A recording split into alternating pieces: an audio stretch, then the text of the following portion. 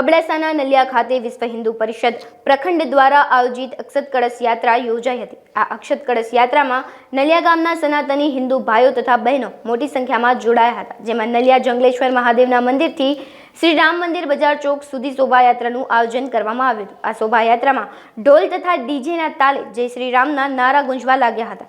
ત્યારબાદ રામ મંદિર પહોંચતા અક્ષત કળશની પૂજા કરવામાં આવી હતી અને સૌ સનાતની ભાઈઓ બહેનો મહાઆરતીનો લાભ લઈ અને મહાપ્રસાદ પ્રાપ્ત કર્યો હતો।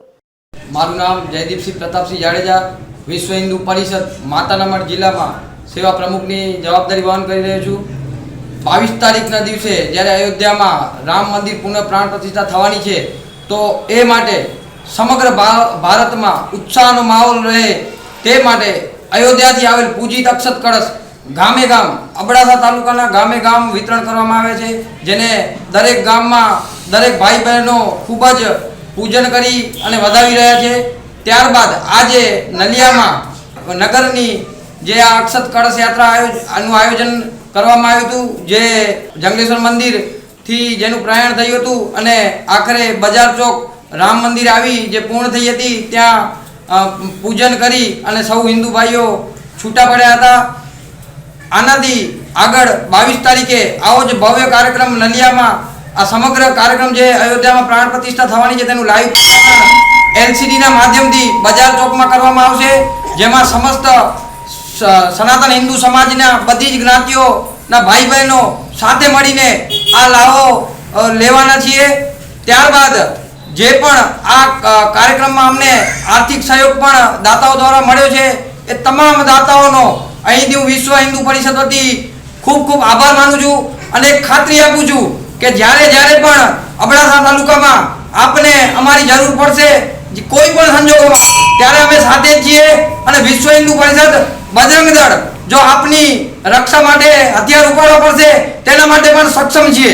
22 તારીખે આપણા પ્રભુ શ્રી રામ પોતાના નિજ મંદિરમાં જશે એ સાંભળીને અમે ગદગદિત થયા છીએ, કારણ કે અમે 1989માં કાર શોમાં ગયો હતો, તો એ જે માણસો ગયા હતા અમુક તો બિચારા શહીદ થઈ ગયા, પણ હું પ્રભુ રામની એવી ઈચ્છા હતી કે હું ગયો તો મને આ મંદિર જોવા મળશે, એનાથી વિશેષ હોઈ શકે। 22 તારીખે આ રામ મંદિરનું પ્રતિષ્ઠા નથી, પણ રામ રાજ્યનો પાયો નખાય છે, ભારત હિન્દુ રાષ્ટ્ર બનશે। જય શ્રી રામ।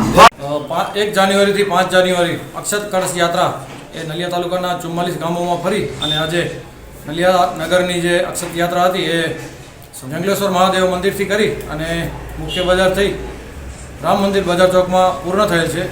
આ કાર્યક્રમને સફળ બનાવવા માટે જે કોઈ ભાઈઓ બહેનોએ સાથ અને સહકાર આપેલ છે એનો અમે હૃદયપૂર્વક આભાર માનીએ છીએ।